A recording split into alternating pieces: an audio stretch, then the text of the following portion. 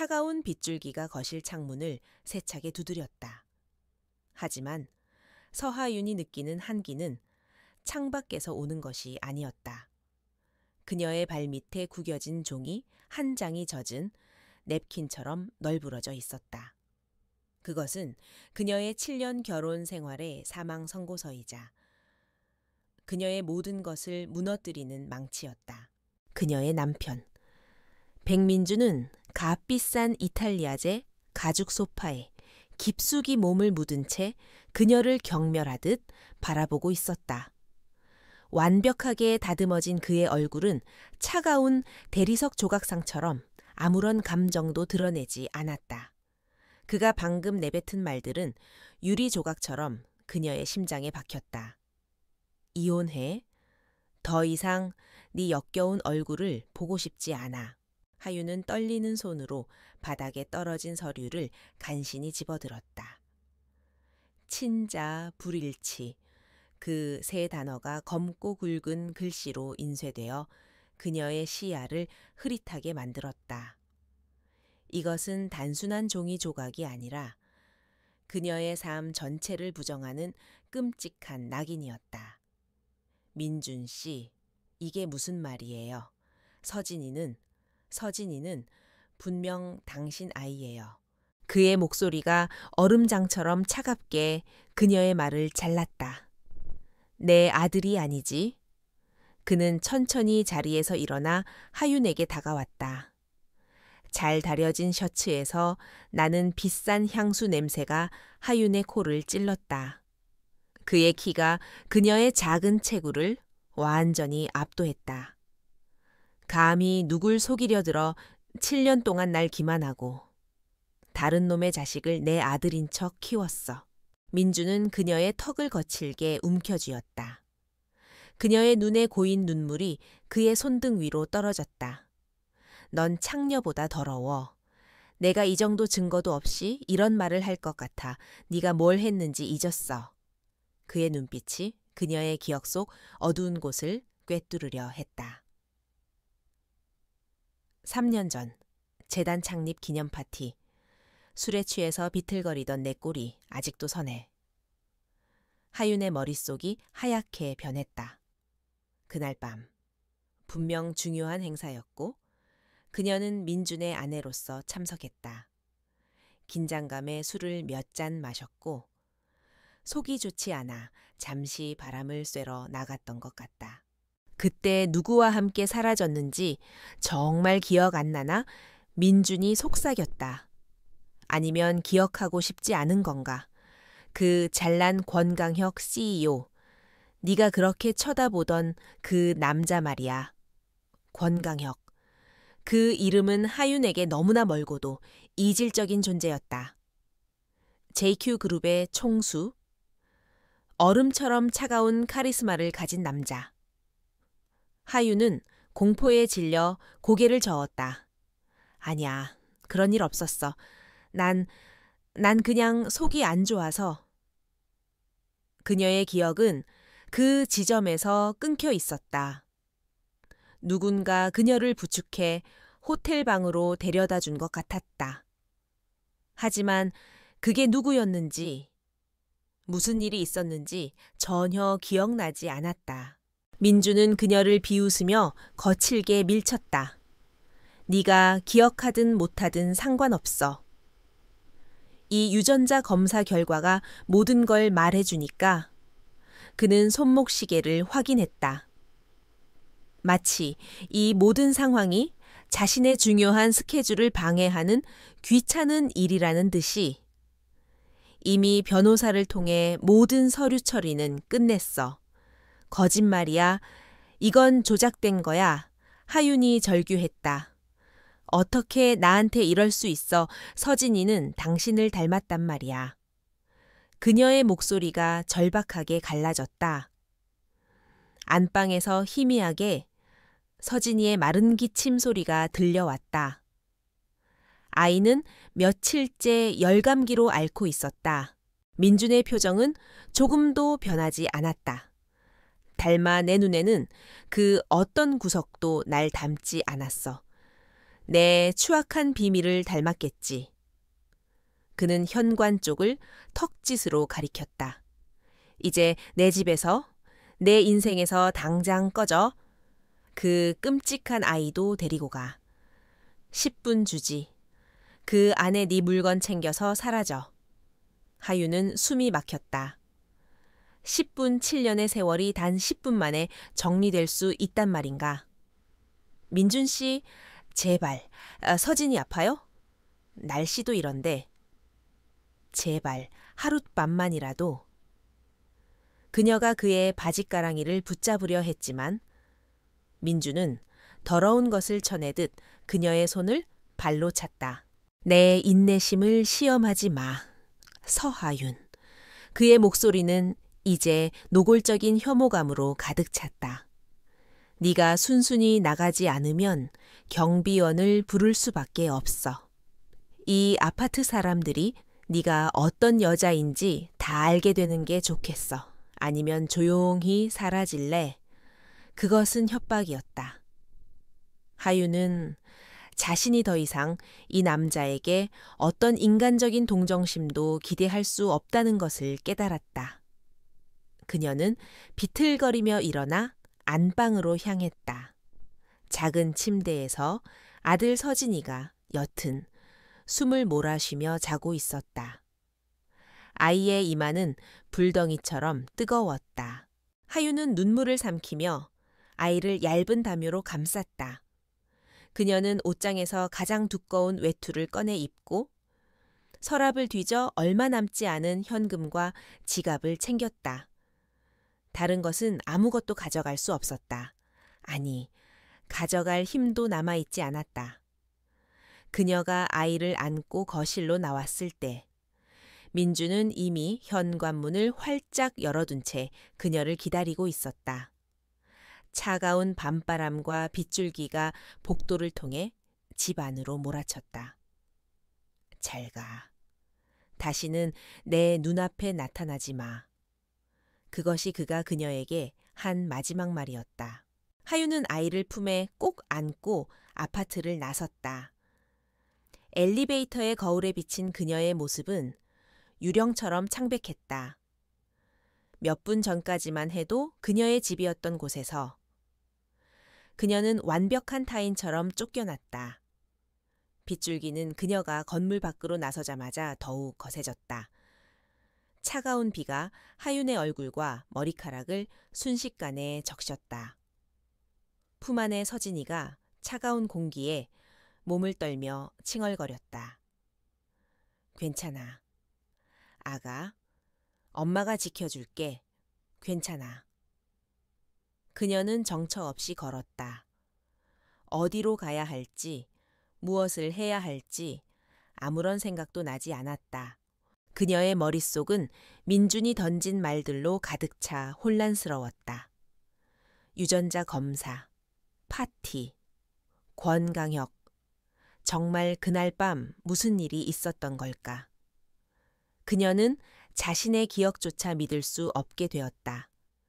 민주는 처음부터 이 모든 것을 계획했던 것일까? 서진이가 자신의 아이가 아니라는 확신이 있었던 걸까? 아니, 그럴 리 없다.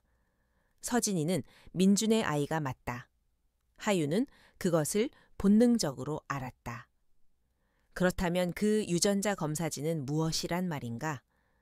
민주는 왜 그렇게까지 하면서 자신을 내쫓으려 하는 것일까? 그녀는 거대한 음모에 휘말린 듯한 기분이 들었다. 그녀는 주머니 속의 휴대폰을 꺼내려 했지만 이미 민준이 정지시켰는지 신호가 잡히지 않았다. 카드도 마찬가지일 것이다. 그녀는 완전히 고립되었다. 빗속에서 그녀는 낡은 버스 정류장 처마 밑으로 간신히 몸을 숨겼다. 서진이의 기침 소리가 더욱 심해졌다. 아이의 뜨거운 이마를 만지며 하유는 절망감에 몸을 떨었다. 그녀는 자신뿐만 아니라 이 작은 생명까지 위험에 빠뜨렸다. 그녀는 민준의 주장이 사실인지 아닌지를 따질 여유가 없었다. 지금 당장 아이를 병원에 데려가야 했다. 하지만 그녀에게는 돈이 없었다. 그녀는 젖은 손으로 지갑을 열었다. 현금 몇만 원이 전부였다. 이걸로는 택시를 타고 응급실에 가는 것조차 빠듯했다. 그녀는 이를 악물었다. 이렇게 무너질 수는 없었다. 아이를 위해서라도 정신을 차려야 했다. 그때 정류장 앞 도로에 검은색 고급 세단 한 대가 미끄러지듯 멈춰 섰다. 차창이 내려가고 잘 차려입은 남자가 그녀를 바라보았다. 하윤은 본능적으로 아이를 끌어안고 뒷걸음질 쳤다. 민준이 보낸 사람일까봐 두려웠다. 하지만 남자는 차에서 내리지 않고 정중하게 말했다. 서하윤 씨 맞으십니까? 하윤은 경계하며 고개만 끄덕였다. 남자는 마치 그녀를 기다렸다는 듯이 말했다. 회장님께서 찾으십니다. 저희와 함께 가주셔야겠습니다. 회장님이라니요. 전 아무도 하윤이 말을 채 끝마치기도 전에 남자가 다시 입을 열었다. 그의 목소리는 감정이 배제된 채 사무적이었다. JQ그룹의 권강혁 회장님이십니다. 그 이름이 하윤의 뇌리를 강타했다. 민준이 언급했던 바로 그 남자였다. 하윤은 혼란에 빠졌다. 왜 지금 권강혁이 자신을 찾는단 말인가? 이것도 민준이 꾸민 일의 일부일까? 아니면 민준의 말이 사실이었던 걸까? 그녀의 머릿속이 수천 개의 조각으로 부서지는 듯했다. 품 안에서 서진이가 다시 격렬하게 기침을 하기 시작했다. 아이의 숨소리가 점점 거칠어졌다. 하윤은 선택의 여지가 없었다. 그녀는 아이의 생명을 구할 수만 있다면 악마와도 거래할 수 있었다. 그녀는 남자를 바라보며 떨리는 목소리로 말했다. 아이가 너무 아파요. 병원부터 남자는 고개를 끄덕였다. 물론입니다. 채 탓이죠. 회장님께서 이미 모든 조치를 취해 두셨습니다. 그 말은 하윤에게 한 줄기 희미한 빛처럼 혹은 더 깊은 시면으로 향하는 덫처럼 느껴졌다. 그녀는 망설이다가 결국 차가운 빛 속에서 검은 세단의 뒷문을 열었다.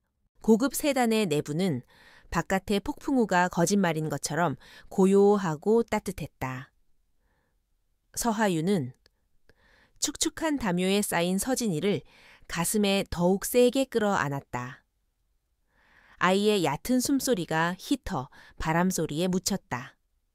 그녀는 자신이 지금 어디로 가고 있는지, 무엇을 향해 가고 있는지 알 수 없었다. 유일하게 확실한 것은 빗속의 버스 정류장보다는 낫다는 사실뿐이었다.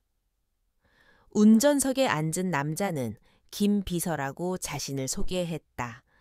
그는 한마디 말도 없이 마치 매일 밤 폭우 속에서 쫓겨난 여자와 아픈 아이를 태우는 것이 일상이라는 듯 침착하게 차를 몰았다. 차는 서울 시내를 벗어나 한적하지만 고급스러운 지역으로 진입했다. 그들이 도착한 곳은 일반 병원이 아니었다. JQ그룹의 VVIP들만 이용하는 사설 클리닉이었다.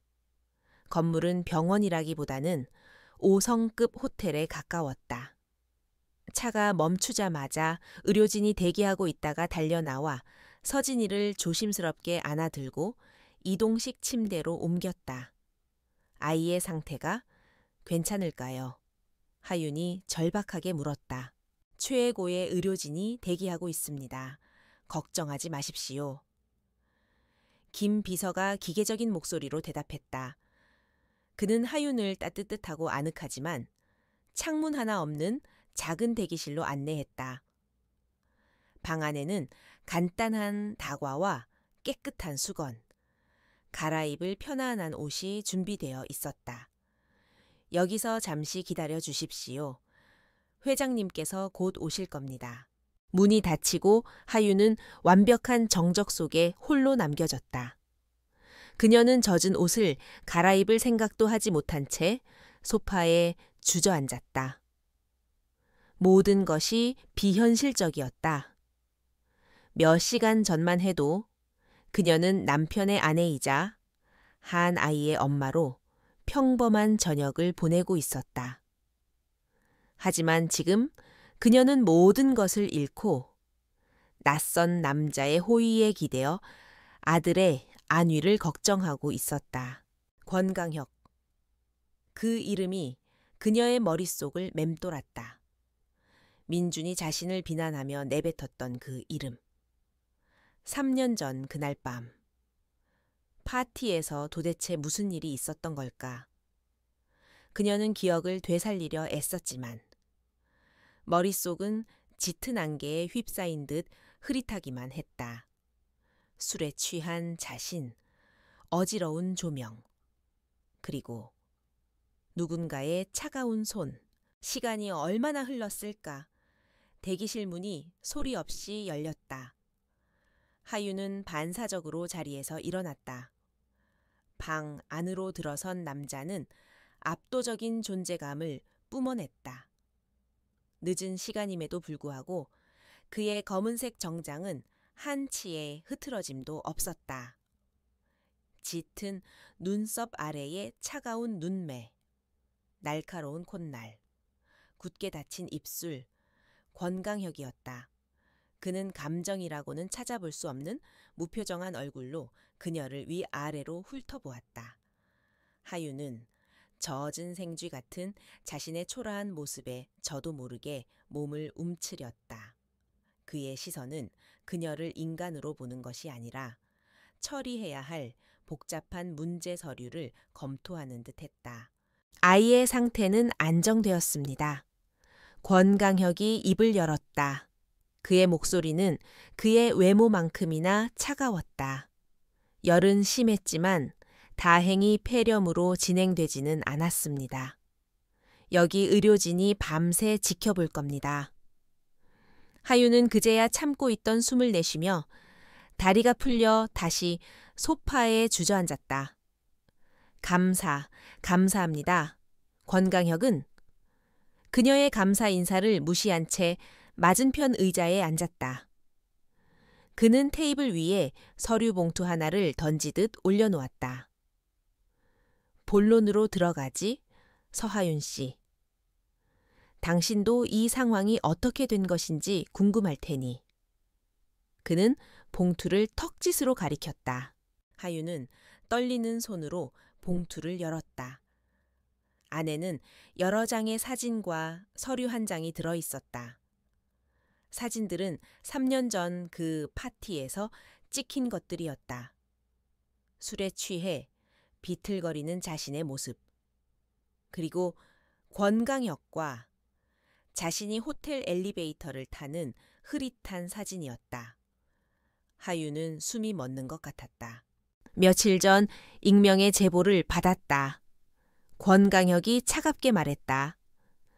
당신 남편 백민준이 이혼 소송을 준비 중이며 그 이유가 바로 당신의 아들 서진이가 내 아이이기 때문이라는 내용이었지.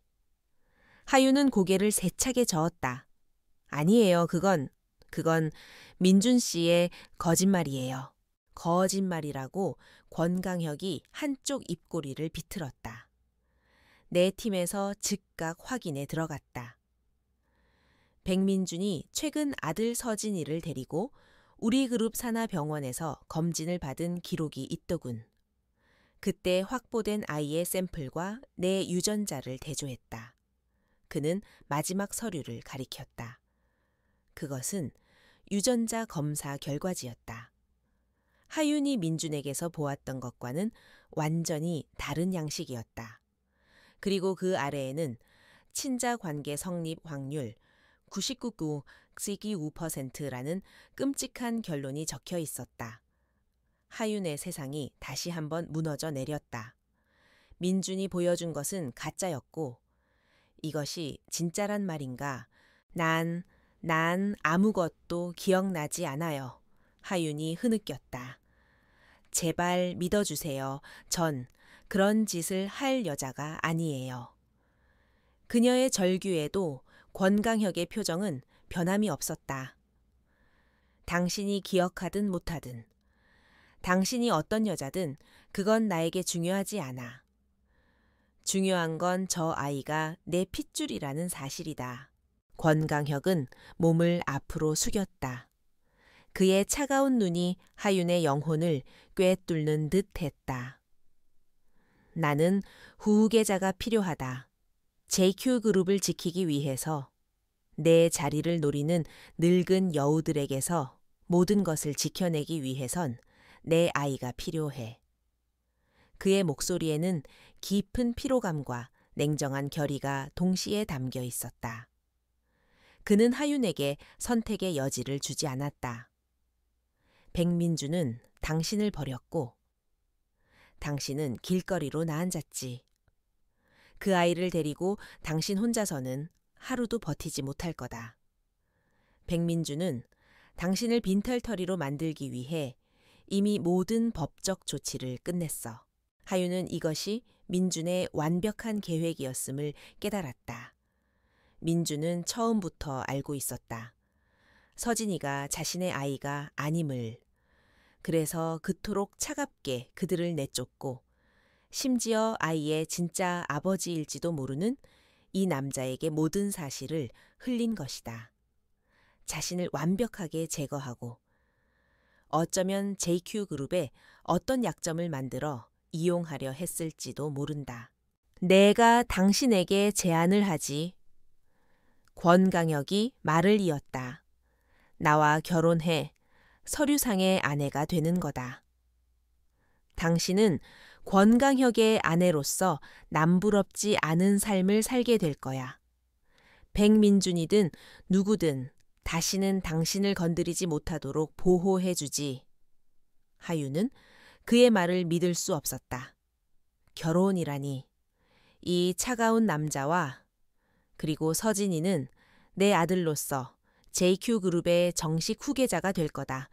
최고의 교육, 최고의 의료 혜택, 당신이 상상할 수 있는 모든 것을 받게 되겠지.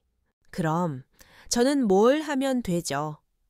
하윤이 간신히 물었다. 그녀의 목소리는 미세하게 떨리고 있었다. 권강혁의 입가에 옅은 미소가 스쳤지만 그것은 전혀 따뜻하지 않았다. 당신은 그냥 내 아들의 어머니로, 내 아내라는 이름으로 내 옆에 존재하기만 하면 돼. 내 일에 간섭하지 않고, 나에게 아무것도 요구하지 않고, 그저 그림자처럼. 그것은 거래였다. 아들의 미래와 자신의 안전을 담보로 한 차가운 계약. 하윤은 유리창 너머로 간이 침대에서 평화롭게 잠든 서진이를 바라보았다. 저 작은 아이가 이 거대한 부와 권력의 상속자라니? 그리고 자신은 그 아이를 낳은 도구에 불과했다. 그녀에게 선택권이 있었을까? 밖은 여전히 폭풍우가 몰아치고 있었고 민준이라는 악마가 그녀를 기다리고 있었다. 그녀는 아픈 아이를 지켜야 했다. 그녀는 비참함과 굴욕감에 눈을 감았다. 자신이 민준의 거짓말에 속았다는 분노와 동시에 권강혁의 아이를 가졌다는 충격적인 사실이 그녀를 짓눌렀다. 하윤은 천천히 눈을 떴다. 그녀의 눈에는 더 이상 눈물이 흐르지 않았다. 대신 차가운 결의가 자리 잡았다. 좋아요. 그녀의 목소리는 놀랍도록 침착했다. 그 제안 받아들이겠어요. 서진이를 위해서. 권강혁은 만족스럽다는 듯 고개를 끄덕였다. 마치 예상했던 대답이라는 듯이 그는 즉시 김 비서를 호출했다. 김 비서는 이미 준비해둔 듯한 두툼한 서류철을 들고 나타났다. 그것은 혼전 계약서였다. 서명해. 권강혁이 펜을 내밀었다. 하윤은 수백 페이지에 달하는 계약서의 내용을 읽어볼 생각도 하지 않았다. 그녀는 그저 자신의 이름, 서하윤, 세 글자를 적었다. 그녀의 낡은 삶이 끝나는 순간이자 차가운 황금 세장 속에서의 새로운 삶이 시작되는 순간이었다. 권강혁의 저택은 성층이었다. 현대적인 유리와 차가운 강철로 지어진, 감정이라고는 조금도 허용하지 않을 듯한 견고한 요새. 서하윤이 서진이를 안고 그곳에 발을 들인 첫날, 그녀는 자신이 황금세장에 갇힌 것임을 직감했다. 대리석 바닥은 거울처럼 빛났고 천장은 교회의 돔처럼 높았으며 모든 가구는 그녀가 평생 만져본 적 없는 값비싼 재료로 만들어졌다.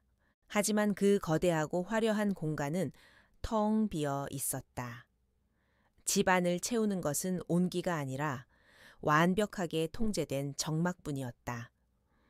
수십 명의 사용인들이 그림자처럼 움직였지만 그들의 얼굴에는 표정이 없었고 그들의 목소리는 속삭임보다 작았다.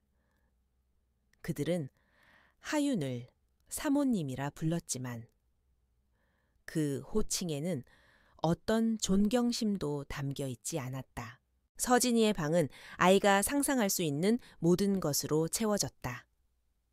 최고급 원목으로 만든 침대, 방 하나를 가득 채운 장난감, 전담 보모와 간호사까지. 아이는 JQ그룹의 유일한 후계자로서 완벽한 보살핌을 받았다. 하지만 서진이는 자주 울었다. 낯선 환경과 낯선 사람들 속에서 아이는 엄마의 품을 찾았다. 하윤은 아들에게 다가가려 했지만 번번이 제지당했다. 사모님, 도련님, 식사 시간입니다. 사모님, 도련님은 지금 주치의의 검진을 받으셔야 합니다. 보모와 간호사는 정중하지만 단호하게 그녀를 밀어냈다. 그들은 권강혁의 지시를 따르고 있었다. 아이는 관리의 대상이었고 하윤은 그 관리를 방해하는 변수로 취급되었다. 권강혁은 저택에 거의 머무르지 않았다. 그는 JQ그룹이라는 거대한 제국을 통치하는 왕이었고 이 집은 그에게 잠시 들르는 휴식처에 불과했다. 그가 가끔 모습을 드러낼 때 그는 하윤을 투명 인간처럼 대했다. 그의 시선은 오직 서진이에게만 향했다. 어느 날 저녁, 강혁은 서진이의 방에 들렀다. 그는 값비싼 장난감 기차를 조립하며 아이를 지켜봤지만 그의 눈에는 아버지의 따뜻함이 아닌 소유자의 만족감만이 어려 있었다. 보고서에 따르면 서진이의 발달 속도가 평균보다 빠르다고 하더군. 그가 하윤이 아닌 보모에게 말했다. 네, 회장님. 특히 인지 능력과 언어 능력이 탁월하십니다. 보모가 로봇처럼 대답했다. 강혁은 고개를 끄덕였다. 그는 서진이의 머리를 마치 잘 만든 도자기를 감정하듯 툭툭 건드렸다. 좋아, 내 아들다워. 그는 하윤에게는 한마디 말도, 눈길 한 번 주지 않고 방을 나갔다. 하윤은 그 뒷모습을 보며 입술을 깨물었다. 그녀는 이 집에서 무엇인가 아들을 낳은 대리모 혹은 후계자의 생물학적 모체일 뿐이었다. 그녀의 존재감은 거대한 저택의 화려한 장식품보다도 희미했다. 그녀의 결혼 반지는 차가운 수갑처럼 손가락을 조였다. 이 집안의 실질적인 안주인은 권강혁의 고모인 권화영 이사였다. 날카로운 눈매와 앙상한 체구를 가진 그녀는 JQ그룹의 패션 계열사를 책임지고 있으면서 동시에 이 저택의 모든 것을 통제했다. 그녀는 처음부터 하윤을 경멸했다. 어디서 굴러먹던 여자인지 모르겠지만 감히 JQ 가문에 발을 들여 권화영은 공식적인 석상에서는 하윤을 아꼈지만 사석에서는 교묘하게 그녀를 괴롭혔다. 어머, 사모님, 그 드레스는 재질이 영 우리 JQ 이미지와는 맞지 않네요. 혹은 사모님은 집안일에 신경 쓰지 마세요. 그런 건 배운 사람들이나 하는 거랍니다. 그녀는 하윤을 완벽하게 고립시켰다. 하윤은 숨이 막혔다. 이대로라면 그녀는 자신을 잃고 말 것이다. 권강혁의 아내, 서진이의 엄마라는 이름표 뒤에 숨어 서서히 죽어갈 것이다. 그녀는 탈출구가 필요했다. 자신을 증명할 무언가가 이 끔찍한 무력감에서 벗어날 수 있는 자신만의 일이 절실했다. 그녀는 백민준과 결혼하며 포기했던 자신의 꿈을 떠올렸다. 대학에서 의상 디자인을 전공했던 그녀는 누구보다 청과 색채를 사랑했다. 그녀의 손은 재봉틀 위에서 춤을 췄고 그녀의 머릿속에는 수만 가지의 디자인이 살아 숨 쉬었다. 그녀는 결심했다. 이대로 무너지지 않을 것이다. 그녀는 비밀리에 움직이기 시작했다. 이혼 직전 민준이 알지 못했던 비상금 계좌가 있었다. 많지는 않았지만 작은 시작을 하기에는 충분했다. 그녀는 권강혁의 감시를 피해 외출 허가를 받아냈고 서울의 구석진 골목에 작은 작업실을 계약했다. 그곳은 햇빛도 잘 들지 않는 낡고 허름한 지하 공간이었다. 하지만 하윤에게는 그곳이 권강혁의 저택보다 더 편안한 안식처였다. 그녀는 중고 재봉틀 한 대와 마네킹 몇 개, 그리고 기본적인 재단 도구들을 들여놓았다. 그녀는 다시 스케치를 시작했다. 지난 몇 년간 억눌려 왔던 창의력이 화산처럼 폭발했다. 그녀의 디자인은 절망 속에서 피어난 꽃처럼 강렬하고 독창적이었다. 그녀는 억압된 자신, 상처받은 여성, 그러면서도 내면의 강인함을 숨긴 존재들을 위한 옷을 그렸다. 그녀는 디자이너 H라는 가명을 만들었다. 서하윤이라는 이름은 권강혁의 소유물이었지만 H는 오롯이 그녀 자신의 것이었다. 그녀는 밤늦도록 재봉틀을 돌렸다. 손가락은 바늘에 찔려 상처투성이가 되었지만 마음은 기쁨으로 충만했다. 그녀는 완성된 몇 벌의 옷을 직접 사진으로 찍어 익명의 온라인 포트폴리오 사이트에 올렸다. 그녀는 아무것도 기대하지 않았다. 그저 자신의 존재를 증명하고 싶었을 뿐이다. 이 차가운 세상 속에서 그녀 역시 무언가를 창조할 수 있는 사람임을 확인하고 싶었다. 저택으로 돌아오는 길. 하윤은 평소와 달랐다. 그녀의 걸음걸이는 더 이상 위축되지 않았다. 그녀의 눈빛에는 비밀스러운 활기가 돌았다. 그녀는 여전히 황금 세장 속에 갇힌 새였지만 이제 그녀는 자신만의 노래를 부르는 법을 찾기 시작했다. 그녀가 저택의 무거운 현관문을 열었을 때 권화영이 차가운 미소를 지으며 그녀를 맞이했다. 어디 다녀오시는 길이죠? 사모님, 요즘 외출이 잦으시네요. 혹시 잊지 못할 옛사랑이라도 만나러 가시는 건가요? 그녀의 목소리에는 날카로운 가시가 박혀 있었다. 하윤은 잠시 숨을 멈췄다. 하지만 그녀는 더 이상 예전의 하윤이 아니었다. 그녀는 권화영의 눈을 똑바로 바라보며 희미하게 미소 지었다. 걱정해 주셔서 감사합니다. 고모님. 하지만 제 사랑은 지금 제 안에 있어요. 아주 뜨겁게 타오르고 있죠. 그녀는 자신의 작업실을 생각했다.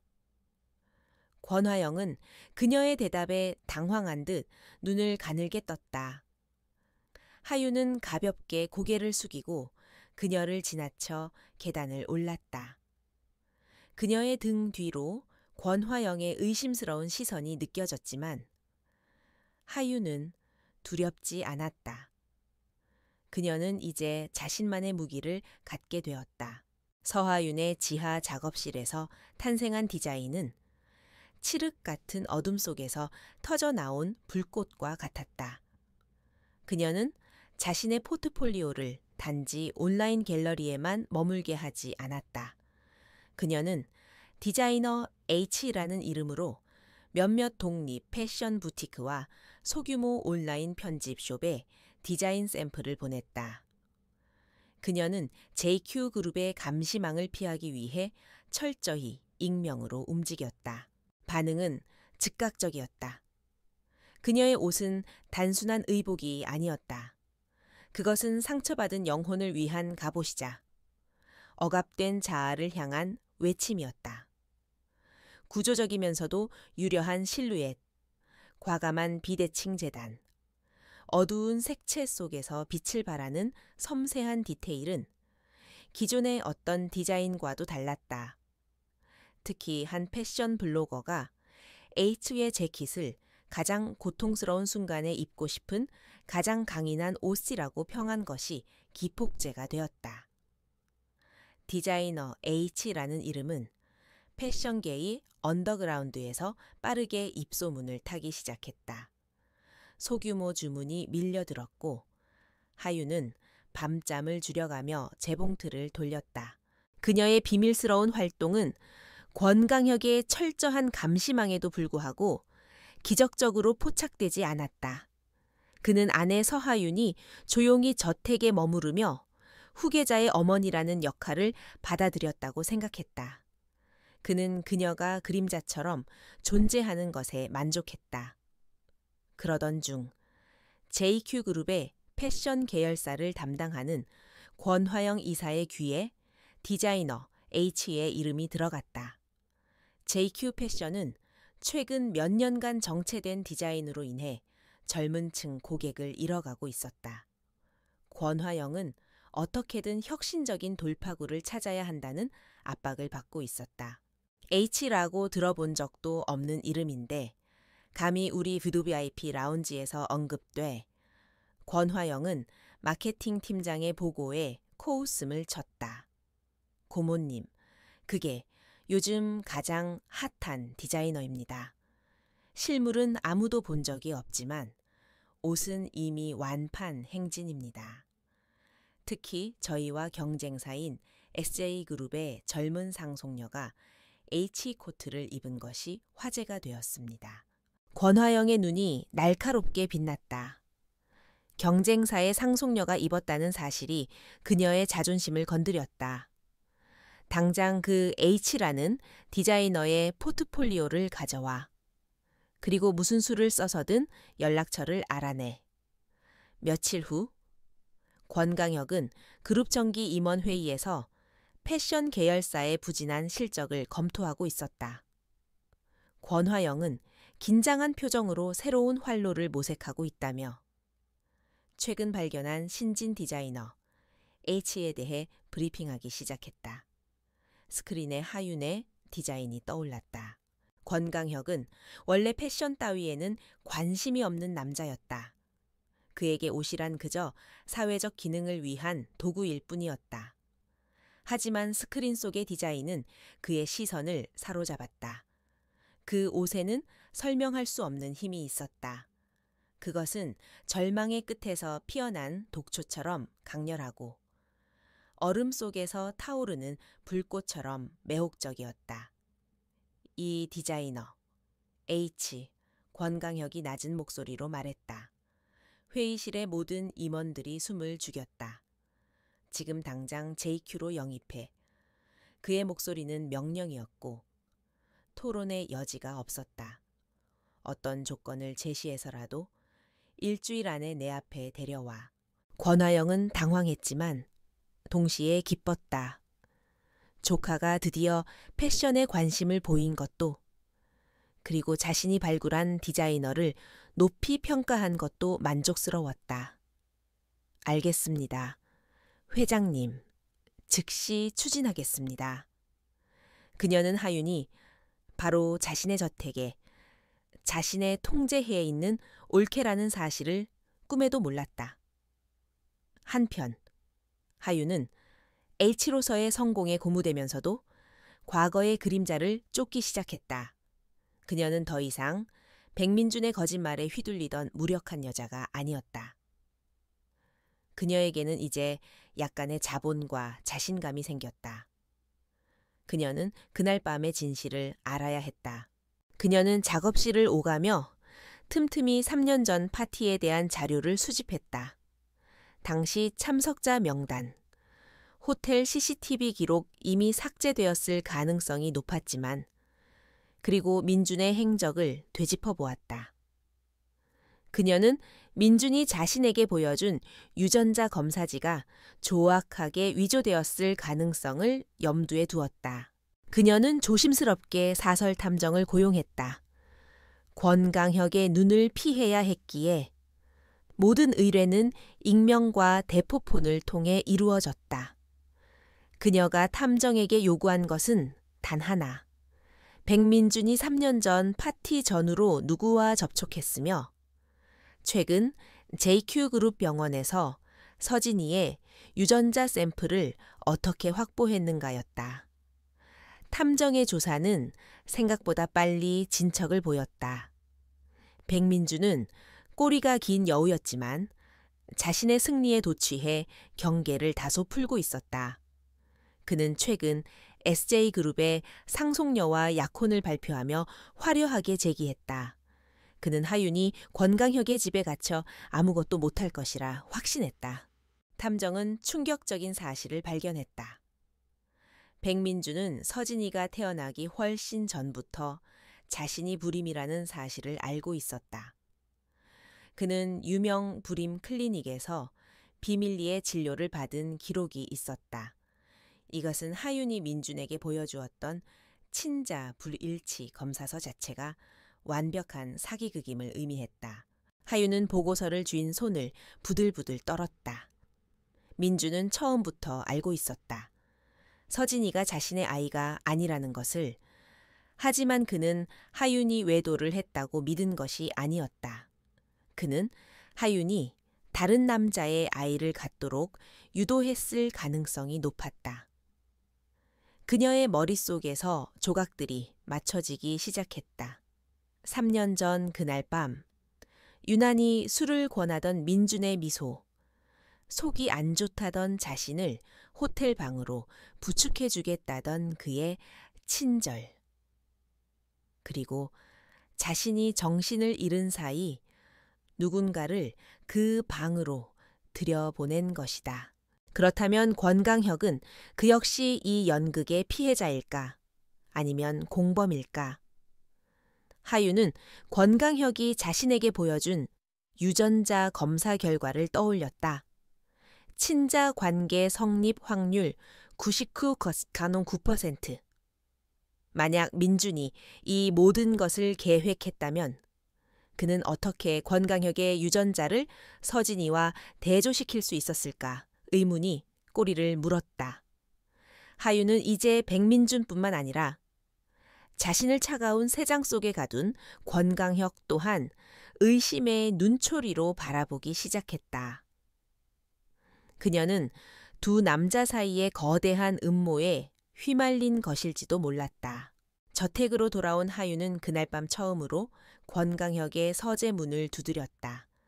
그는 드물게도 일찍 귀가해 있었다. 그는 서류에서 눈을 떼지 않은 채 무심하게 물었다. 무슨 일이지? 아이에게 문제라도 생겼나? 그의 관심사는 오로지 아이뿐이었다. 하윤은 그의 책상 앞으로 다가갔다. 궁금한 것이 있습니다. 그녀의 목소리는 떨리지 않았다. 3년 전 그날 밤, 당신은 저를 기억하십니까? 권강혁의 펜이 잠시 멈췄다. 그는 천천히 고개를 들어 처음으로 하윤을 제대로 바라보았다. 그의 눈에 비친 여자는 더 이상 빗속에서 떨던 절박한 생존자가 아니었다. 그녀의 눈빛에는 그가 이해할 수 없는 깊이와 차가운 분노, 그리고 날카로운 지성이 번뜩이고 있었다. 그는 자신이 이 여자를 과소평가했음을 어렴풋이 깨달았다. 그게 왜 궁금하지? 당신은 제가 당신을 유혹했다고 생각하십니까? 하윤이 다시 물었다. 권강혁은 미간을 찌푸렸다. 그는 그날 밤의 일을 떠올리려 애썼지만 그 역시 술에 꽤 취해 있었다. 누군가 그에게 접근했고 다음 날 아침 호텔 방에서 깨어났다는 것 외에는 명확하지 않았다. 과거는 중요하지 않아. 중요한 건 현재의 결과뿐이야. 그가 차갑게 대답했다. 하윤은 그의 대답에서 진실을 읽었다. 그 역시 기억하지 못한다. 그 역시 민준의 거대한 계획에 이용당했을 가능성이 높았다. 그렇군요. 하윤은 짧게 대답하고 서재를 나섰다.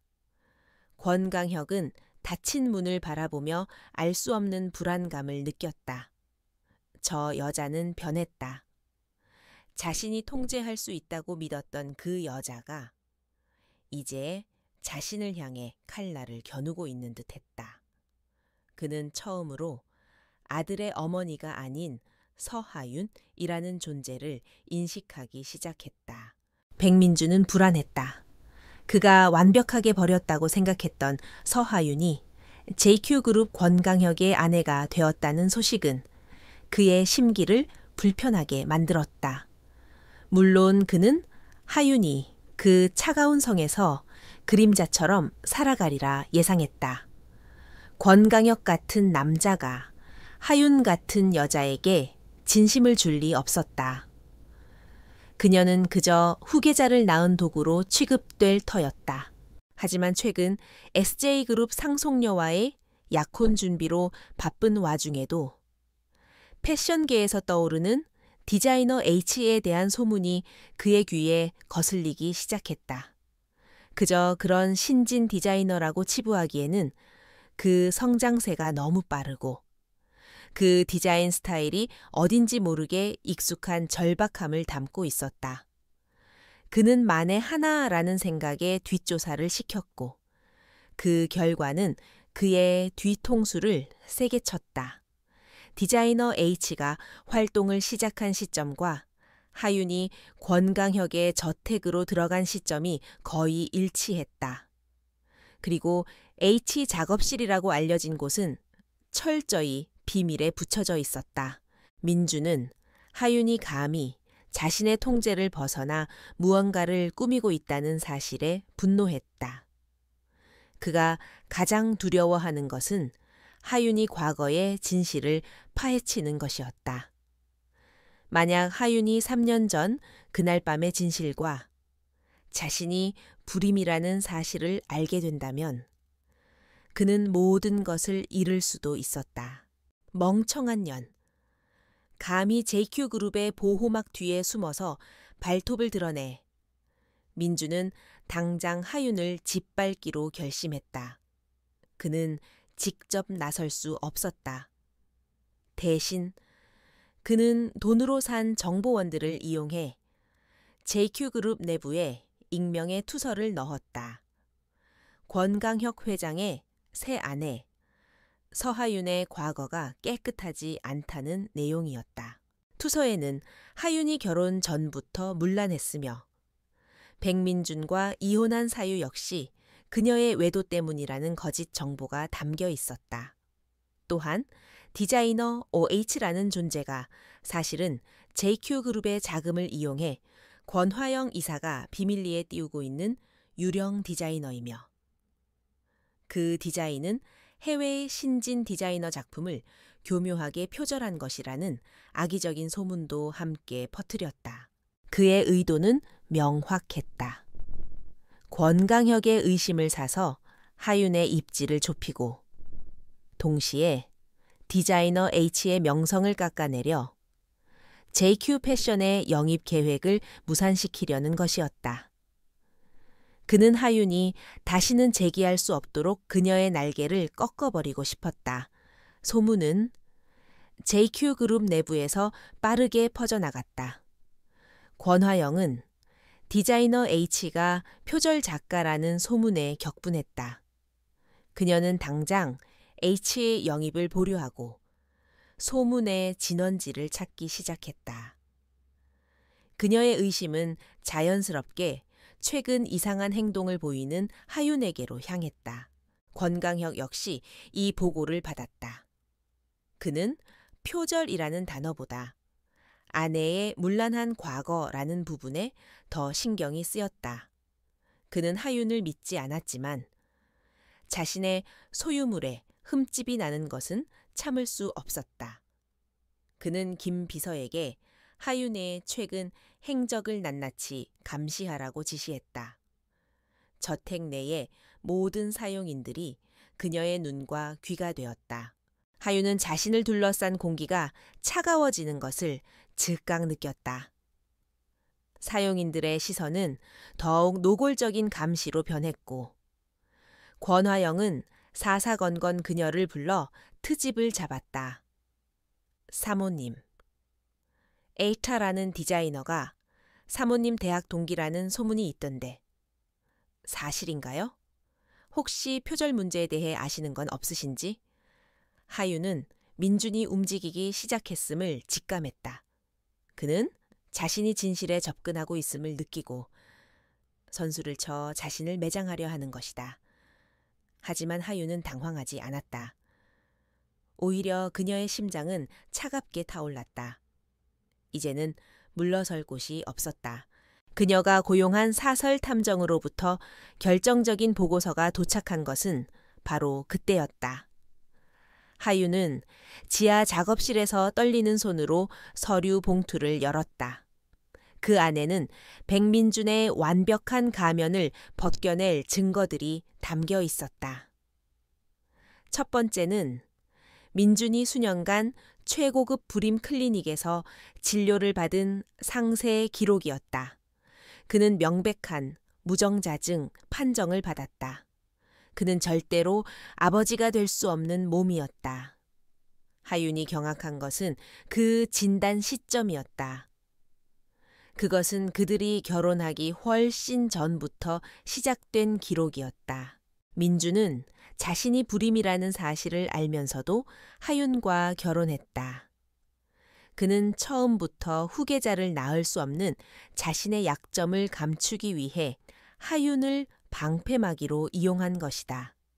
그리고 때가 되자 그는 하윤에게 외도라는 누명을 씌워 아이와 함께 벌일 계획을 세웠다. 두 번째 증거는 더욱 충격적이었다.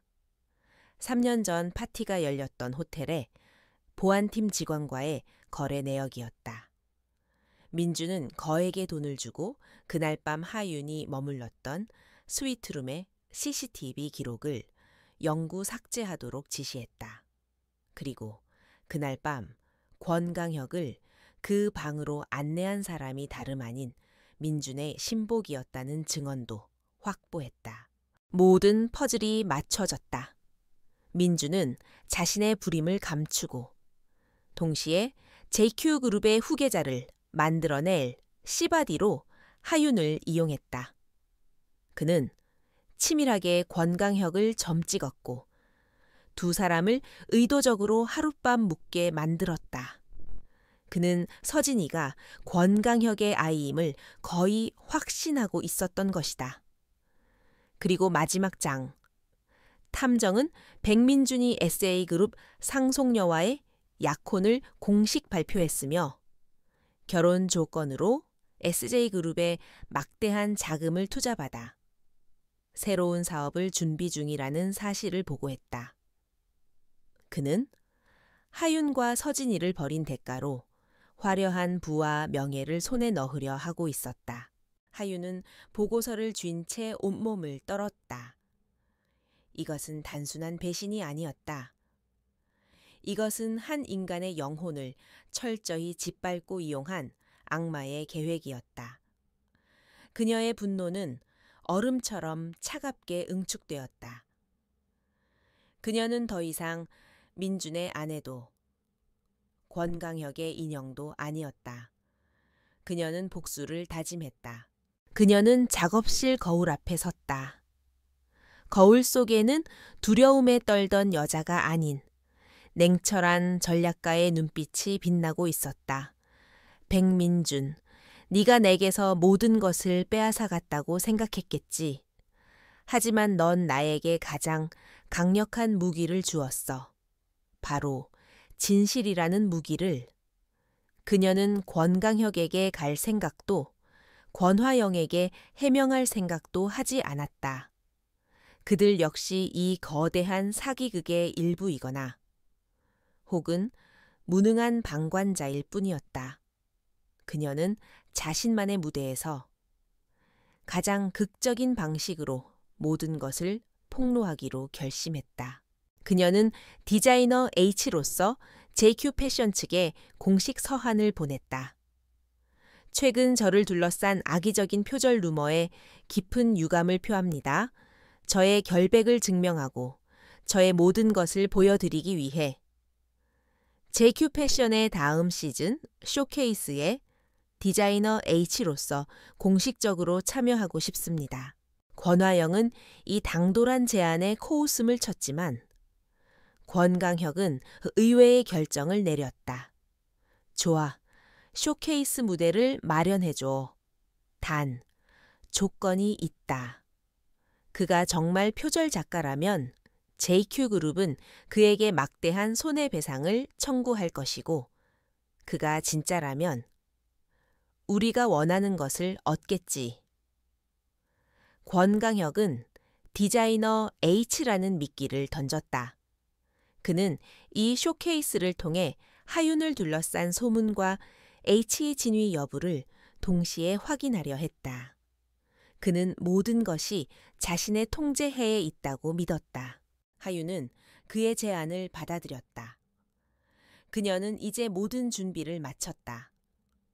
그녀는 자신의 디자인으로 JQ그룹의 쇼케이스 무대에 설 것이다. 그리고 그곳에서 그녀는 디자이너 H로서의 자신을 공개할 뿐만 아니라 백민준의 추악한 진실을 만천해 드러낼 터였다. 그것은 그녀의 화려한 복수의 서막이 될 것이었다. JQ 패션 쇼케이스의 날이 밝았다. 패션계의 모든 이목이 디자이너 H의 데뷔 무대에 집중되었다.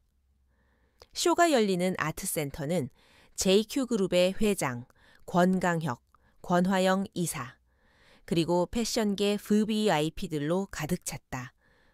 백민준 역시 SJ그룹의 상속녀인 약혼녀의 손을 잡고 맨 앞줄에 앉아 있었다. 그는 자신의 계략으로 디자이너 H가 어떤 망신을 당할지, 그리고 서하윤이 어떤 표정을 지을지 기대하며 여유로운 미소를 짓고 있었다. 쇼가 시작되고 다른 디자이너들의 작품이 지나갔다. 마침내 사회자가 목소리를 높였다. 그리고 이제 올 시즌 가장 뜨거운 논란의 중심, JQ그룹이 야심차게 준비한 히든카드, 디자이너 H의 컬렉션을 공개합니다. 음악이 바뀌고 무대는 칠흑 같은 어둠에 잠겼다. 그리고 한 줄기 스포트라이트가 무대의 중앙을 비추자 하윤의 첫 번째 모델이 걸어 나왔다. 관객석에서 탄성이 터져 나왔다. 그것은 단순한 옷이 아니었다. 절망의 심연에서 벼려낸 검은 갑옷이었고 상처받은 날개를 형상화한 듯한 비대칭 실크 드레스였다. 표절이라는 루머는 첫 번째 작품이 등장하자마자 눈 녹듯 사라졌다. H의 디자인은 그 누구도 흉내낼 수 없는 독창적인 고통과 강인함의 미학을 담고 있었다. 컬렉션이 진행될수록 관객들은 숨을 죽였다. 권강혁조차 차가운 표정을 풀고 무대에 완전히 매료되었다. 그의 눈은 저 옷을 만든 미지의 디자이너에 대한 강렬한 호기심으로 불타올랐다. 피날레가 끝나고 모델들이 모두 퇴장했다. 무대는 다시 어두워졌다. 사회자가 디자이너 H를 호명하려는 순간 하윤의 목소리가 장내에 울려 퍼졌다. 감사합니다. 하지만 제 소개는 잠시 미루겠습니다. 모든 시선이 무대 끝에서 천천히 걸어 나오는 하윤에게 고정되었다. 그녀는 자신이 디자인한 검은색 수트를 입고 있었다. 간결하지만 힘이 넘치는 실루엣이었다. 그녀는 더 이상 권강혁의 저택에 갇힌 유령 같은 존재가 아니었다. 그녀는 디자이너 H 그 자체였다. CEO 서하윤, 백민준의 얼굴이 하얗게 질렸다. 권화영은 믿을 수 없다는 듯 눈을 비볐다. 권강혁은 자리에서 일어날 뻔한 것을 간신히 참았다. 그의 심장이 난생 처음으로 통제 불능 상태로 뛰기 시작했다. 네, JQ그룹 권강혁 회장님의 아내 서하윤입니다. 그리고 여러분이 그토록 궁금해하시던 디자이너 H이기도 합니다. 장내가 술렁이기 시작했다. 하윤은 흔들림 없는 목소리로 말을 이었다. 오늘 저는 제 디자인뿐만 아니라 제게 표절과 불륜이라는 누명을 씌운 한 남자의 추악한 진실을 폭로하기 위해 이 자리에 섰습니다. 무대 뒤에 거대한 스크린이 켜졌다. 그곳에는 백민준이 하윤에게 내밀었던 조악한 친자 불일치 유전자 검사지가 나타났다. 제 전 남편 백민준 씨. 하윤이 앞줄에 앉은 그를 똑바로 바라보며 말했다. 그는 저와 이혼하기 위해 이 가짜 서류를 만들었습니다. 민준이 소리쳤다.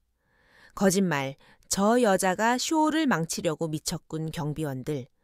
당장 저 여자를 끌어내. 하지만 아무도 움직이지 않았다. 모든 시선은 스크린에 고정되었다. 거짓말이라고요. 하윤이 차갑게 웃었다. 그럼 이건 어떻죠? 스크린이 바뀌고 JQ그룹 산하병원의 내부 문서가 나타났다. 백민준 씨는 제가 권강혁 회장님과 3년 전 관계를 가졌다고 믿게 만들었습니다. 그리고 권 회장님께도 그렇게 믿도록 정보를 흘렸죠. 권강혁의 얼굴이 얼음장처럼 굳었다. 그는 JQ병원 내부의 공모자를 매수해 권 회장님의 유전자 샘플과 제 아들 서진이의 샘플을 대조할 때 결과를 조작했습니다. 스크린에는 병원 직원이 검사실에서 몰래 샘플 데이터를 조작하는 흐릿한 CCTV 영상과 거액의 입금 내역이 증거로 떠올랐다. 권강혁은 주먹을 꽉 쥐었다. 감히 자신의 시스템 내부에서 이런 조작이 일어났다는 사실에 분노가 치밀었다. 그럼 서진이는 대체 그가 낮은 목소리로 읊조렸다. 하윤은 마치 그의 질문에 대답하듯 마지막 증거를 꺼내들었다. 그녀는 사설 탐정을 통해 확보한 백민준의 칫솔과 서진이의 머리카락으로 진행한 진짜 유전자 검사 결과를 스크린에 띄웠다. 친자 관계 성립 확률 9%, 기기기 9%. 장내는 완벽한 충격에 휩싸였다. 서진이는 권강혁의 아들이 아니었다. 서진이는 처음부터 백민준의 아들이었다. 이게 다 무슨 민준의 약혼녀가 경악하며 그를 바라보았다. 아직 끝나지 않았습니다. 하윤은 주머니에서 작은 녹음기를 꺼내 마이크에 가져다 댔다. 장내에 백민준의 목소리가 울려 퍼졌다. 그것은 그가 자신의 공범 병원 직원과 통화하며 모든 계획을 의기양양하게 떠벌리는 내용이었다. 그래, 서하윤 그 멍청한 년은 속았어. 권강혁도 마찬가지야. 지 아들도 아닌 놈을 후계자라고 애지중지 키우고 있겠지. 난 이제 SJ그룹 사위가 될 몸이야. 거추장스러운 마누라랑 애새끼 떼어내느라 고생 좀 했지만 그 대가는 달콤할 거야. 녹음이 끝나자 민주는 완전히 사색이 되어 주저앉았다. 그의 약혼녀는 비명을 지르며 그의 뺨을 내리쳤다. 이 사기꾼 악마 같은 자식. 백민준 씨, 하윤이 그를 차갑게 내려다보았다.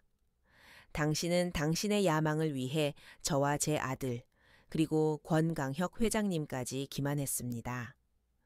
당신은 아버지가 될 자격도, 인간이 될 자격도 없습니다. 그녀가 말을 마친 순간 쇼케이스의 문이 열리고 제복을 입은 경찰들이 굳은 표정으로 걸어 들어왔다. 그들은 만견자실한 백민준에게 다가가 수갑을 채웠다. 백민준 씨, 유전자 검사 결과 조작, 사문서 위조, 명예훼손 및 사기 혐의로 긴급 체포합니다. 백민준은 끌려가면서도 하윤을 향해 악을 썼다. 서하윤, 이 개 같은 년 내가 널 가만두지 않겠어.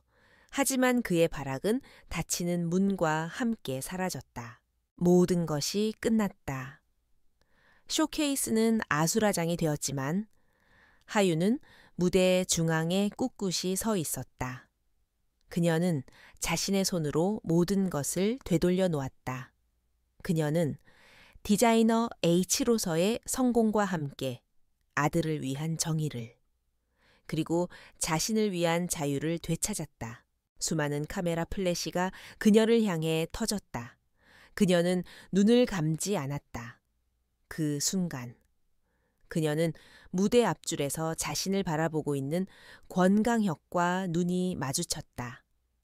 그의 차가운 눈동자 속에서 하윤은 이전에 본 적 없는 복잡한 감정의 소용돌이를 읽었다. 그것은 충격, 분노, 그리고 어쩌면 아주 희미한 미안함일지도 몰랐다. 쇼케이스 장은 백민준이 끌려나간 뒤에도 오랫동안 혼돈에 휩싸였다. 수백 개의 카메라 플래시가 무대 위에 홀로 선 서하윤을 향해 터졌다. 그녀는 더 이상 도망치거나 숨지 않았다. 그녀는 모든 빛을 당당하게 받아내며 디자이너 H야, 하나이의 어머니 서하윤으로서 그 자리에 굳건히 섰다. 권강혁은 얼음처럼 굳은 얼굴로 무대 위에 그녀를 바라보았다. 그의 머릿속은 복잡하게 얽힌 실타래처럼 혼란스러웠다. 자신의 핏줄이라 믿었던 아이가 가짜였고 자신의 병원 시스템이 내부자에 의해 농락당했으며 무엇보다 자신이 그림자 취급했던 아내가 이 모든 것을 계획하고 실행한 주인공이라는 사실이 그를 강타했다. 그는 김 비서에게 눈짓했다. JQ그룹의 보안 요원들이 즉각 무대로 올라와 하윤을 둘러싸고 기자들의 접근을 막았다. 사모님, 회장님께서 저택으로 모시라고 하셨습니다. 김 비서의 목소리는 평소와 같았지만 하윤을 대하는 그의 눈빛에는 미묘한 경외심이 서려 있었다.